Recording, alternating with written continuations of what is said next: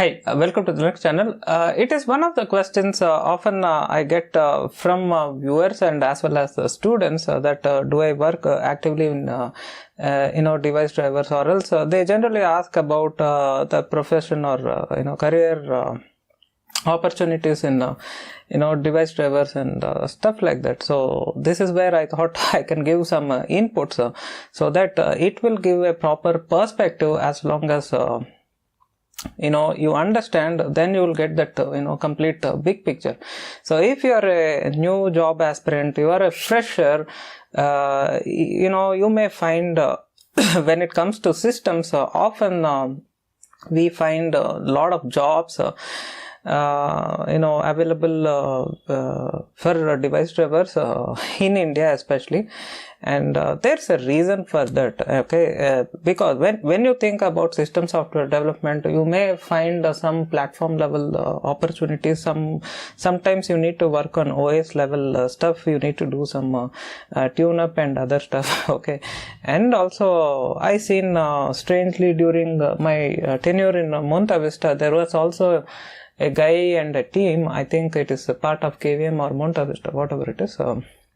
So they are working on GCC stuff. So they are working on compiler stuff. So in a way, again, that is core systems, as we know, because they do that customization in the compiler, and that compiler, which we can call as a tool chain, because it is a custom compiler which can compile the code for that,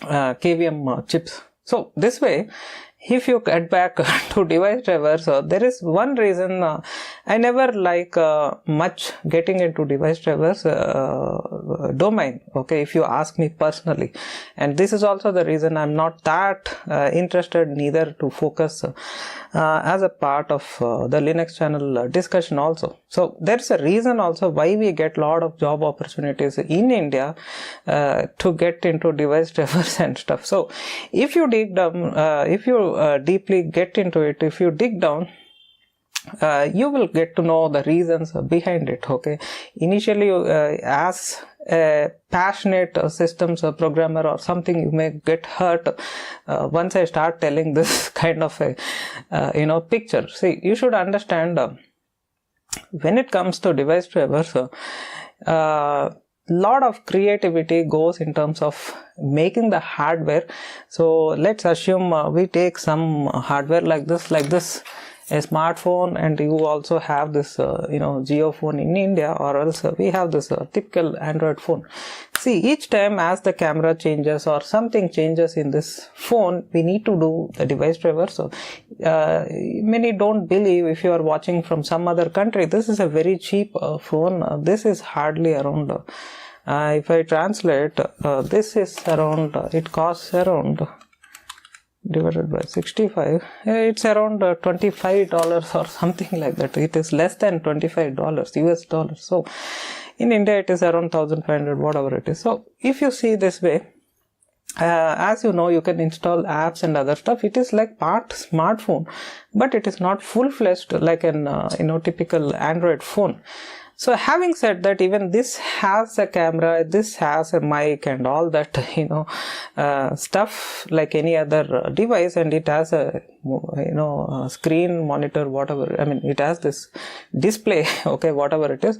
Even you need the device drivers for that stuff.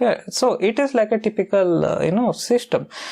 Some love to call this as a embedded board or something like that. I don't like the word embedded as such, because when you ask me, I feel most of the times there is no much difference between this versus this laptop versus that my big PC or any server. Okay, it all depends on the size, but mostly even this is going to have an operating system. And if you think about Linux kernel OS, it doesn't know the difference between a phone or else a smartphone like this, or else some laptop like this. Okay, so I don't like the word embedded being used, just like that on everything. So this is what.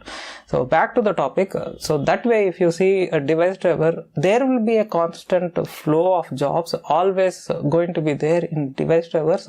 The reason is each time new hardware comes, each time we are going to have, we need to have device drivers, the software layer, to access that hardware layer. Okay, so that's why we have the device driver. So it's essentially a piece of software which enables you to use the hardware. Okay, so we have the hardware which you can touch and feel, and this has a small camera. As you can see, it's not that good resolution, high quality pictures it takes, but just they have provided something.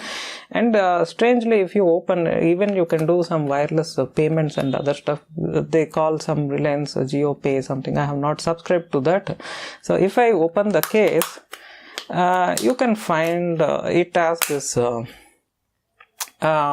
this type of stuff, and it has two terminals, spring-loaded terminals over here. So it is over here actually. I'm not sure how far camera picks up.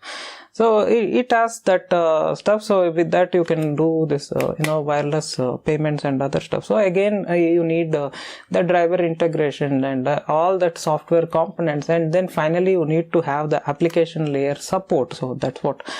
So this is what goes in any device driver. So in case if they release any new model, or else in case if it is supported in some other phone like this, again you need to write new drivers for that. Let's assume both has Linux, and sometimes if this has a different kernel, this has a different kernel, so you need to port this drivers from this kernel to this kernel. So always this job is never going to go away out of the industry. Okay, so this is what it is. So this is all about the exciting part of the device drivers. And also the other reason I said why I'm not so excited about working in device drivers is if you think about the other aspect of device driver, when you think about the creativity aspect, it has absolutely zero percentage of creativity. Although you have the fun of architecting device driver, you architect in a proper way, it will give a different performance. You don't do it in a proper way, it will lack some performance, and that's about it. Other than that, absolutely device drivers have zero creativity sense into it. Okay, so this is the reason I don't like getting into some kind of dumb job like that. So often you will get some type of work workload on this kind of a domain. So that is why that is why you can see there are a lot of job openings. Now back to the question why there are so many job openings in India is, as we Asian countries, let it be India or else China, in terms of manufacturing this product, as you know, this may be done in China. I'm not strictly saying it may be even assembled. I think it is assembled in India, but most of its spare parts must have been done in China. So Chinese are good in they have that entire supply chain. Many think that they are good in doing hardware. It is not. They are having good supply chain. So if you have a company, if I want to make a product, it is obviously makes sense to approach some Chinese vendor or a factory, give them the license and give them the specs and other stuff, get the hardware done in China rather than me doing in a country like India, because here we don't have that supply chain. Same thing is applicable if you are in a European country, US country, than doing it over there. It is far more cheaper in China, and then you can get a good quality product at a cheaper price. Okay, so this is what. And nowadays it's all contract based. You can just assume, you can settle down with respect to any quality of parts used, depending on how much you can shell out, and it depends on which vendor can accomplish the stuff. So many developers may not understand these aspects. They just assume that somehow it is done, and it is not like that. It all depends how much you want to put in terms of its hardware manufacturing costs. Let's assume I'm running a business. I'm saying I need this per piece cost should be around $10, and then I bid which vendor can do it, and I give my specs, and they will come up with some price in bulk orders, and then I will settle down with a specific vendor, and then I will give them the contract, and they do me the stuff. Finally they will put my company's name, although they have done that. So this is what even we know that Apple phones are assembled in Foxconn. but nowhere they mention it explicitly, and they mention assembled in China and designed in USA, something like that. So this is what. So when it comes to device drivers, end of the day, in the software layer, we don't have any creativity aspect. So every magic goes in terms of real hardware. So there is where you have some amount of creativity. You can do some, let's suppose it has that, image stabilization and some kind of lens arrangement or something. That's where the fun part is, okay? Let's assume you have a camera of this phone, and it has some kind of image stabilization. Some technology is there, and you can incorporate in the hardware. So some features you support in the front facing camera, some you support in the back facing camera, and also it has this fingerprint sensor. And as you can see here, the camera unit I covered with a surgical tape so that I can just pull it out to take pictures and then put it back. So although it looks ugly, it prevents dust, okay, because suddenly I may take very high quality pictures or some video clips where I may need to incorporate in my website or the channel, whatever. So I just need this in tip-top condition rather than getting any smudgy photos or something like that, okay? So anyway, back to the topic. As you can see here, it has this fingerprint sensor and other stuff. So you need device drivers to drive this, but you don't have any creativity left to do in device drivers. It is a mundane donkey job, okay? So whenever I see any job which is like a mundane donkey job, I don't get excited to get into that domain at all, okay? So this is the thing. And unfortunately, we Indians, our Asian countries, get such jobs dumped on us, and more exciting, innovative research type of jobs goes to other countries. So as you know, most of the research is driven by European countries and the US, countries like that, and also includes Canada and stuff. They do the research aspect, and once they are done with the specs, they architect a specific product or something, or a business model.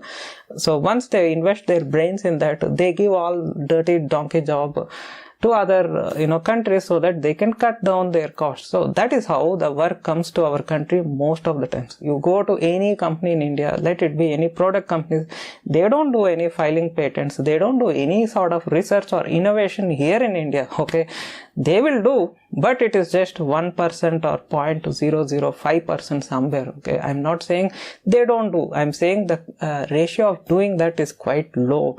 And same thing happens in China as well. So they don't do any innovations themselves much other than there are certain articles about this mosquito bat, how things evolved in China. So they have done many iterations of a product like this. Initially it has a different type of circuitry, it is not reliable, and it is also having even lead acid or something like that. And then nowadays we even get this lithium ion battery versions and other stuff. So this evolved time to time, and then we have entire supply chain in China, okay? So right down in terms of making any molds like this or mold like this, or else this grills, there are different factories does this alone, and then you can buy, some other guy can buy all these pairs, and then he can do this bat in sort of a mass production. So no one does one part all by them, the entire bat by themselves in China anymore. So one guy does this alone, one guy does molding alone, one guy does this buttons alone, and one guy just gets it in bulk, and then he assembles it with some cheap labor, and then he makes this actually. So this is what happens. So they are not either doing any type of innovation, although this went in a different situation. This got some kind of specs. If you analyze the business model, it's quite a different thing, although you may never expect something like that can happen. So it happened in a situation, in an example like this. It went in a several iterations. So nowadays whatever mosquito bats we are getting, it's around 10 years of technology. It has overall evolved and matured in a place like China, okay? So that's what. But when you think about other aspects, you don't get that quite often, okay? So something like this, Although this is an exception, this is a Xiaomi phone. Of course, it's a pure, Chinese brand, whatever it is. But you can imagine if it is Motorola or some other brand, they will give their specs.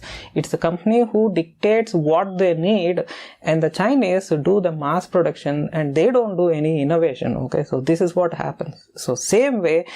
When it comes to a country like India, we are, having the most software developers in the world, and we have this entire ecosystem.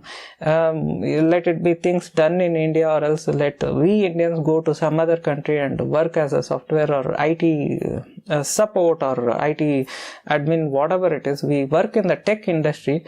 But what is the thing is, we often tend to get whatever leftover donkey work to our sort of a country, and we do that routine mundane work. So this is why you find often there is a lot of device driver jobs. The reason is, this is not something they find often need the minds like what they have there. So they sit and do the innovation, and when it comes to hardware part, it goes to somewhere in China, and they do the hardware part like this, camera model. And when it comes to supporting the software model, it comes to again one more donkey work, comes to a country like India where we do the donkey work. And when it comes to device drivers, you are absolutely not inventing anything. You are not doing anything creative at all. Okay, whatever it is put in the creative aspect of hardware, whatever challenges they have addressed in the hardware, all you need to do is you need to provide the software layer support for that hardware. Let it be some option to set, let it be like a NIC card, you set an MTU, you set a promiscuous mode, you set some type of NIC card hardware offload features or whatever it is. Okay, so whatever is done in the firmware level and the hardware supports on the firmware level, okay, all we are doing in the software layer is we are just enabling it and we are supporting. So I'm not saying all are going to do that way. Some may get innovated even in countries like this, but in general I'm saying in a country like India, as far as I have seen, as far as we have seen, many MNCs get some mundane workers. These are like high-collared laborers, if you put in different way. Although we proudly say we are working in IT, whatever it is, we are not doing any innovation in our country. Okay, just pick yourself, go in any company, just ask anybody who have filed any patents or anything. We don't do that. Okay, so it's not something our cup of tea. Okay, so when it comes to a place like us, the reason most companies get these jobs, many companies are services companies, they also get this job from product companies. Again, this is a routine job. You make a new hardware, you need some software layer, and so you get this device driver stuff to do. So although I say this, if you are a fresher or you are just a beginner in your career, you may not understand the big picture, but at the end of the day, this is the reality. Okay, this is a device driver is a mundane stuff where there is absolute no type of creativity involved. Okay, although you may be passionate, it is up to you. That is your passion, so you may love that job. When you ask me, I am not so passionate because it doesn't have any sort of creativity. Yeah, it involves knowing a lot of internals in the platform level. You need to know a lot of memory aspects, mapping that stuff, mapping DMA and other stuff, whatever it involves. Doing something like that, it is challenging, it is exciting, it is fun, it is thrilling, and it is a nice experience. I don't deny that, as far as if you take an aspect of a system software developer. But on the other side, it is not anything so creative about it. Okay, you are not doing anything creative there. You are just enabling some type of a support where again whatever you do is obscured and abstracted by top level layers. Okay, when you think about taking some photo in this phone, it doesn't know the difference, the software layer, the top operating system app layer, it doesn't see the difference between this camera and this camera at all. Okay, it is going to do the same stuff. Or else, let's take example of this phone, it doesn't see any much big difference between this camera versus this camera, because in the UI, whatever the application layer, it doesn't care about which camera it is taking. It is just going to select that, and all the fun and magical stuff happens in the software layer in the driver.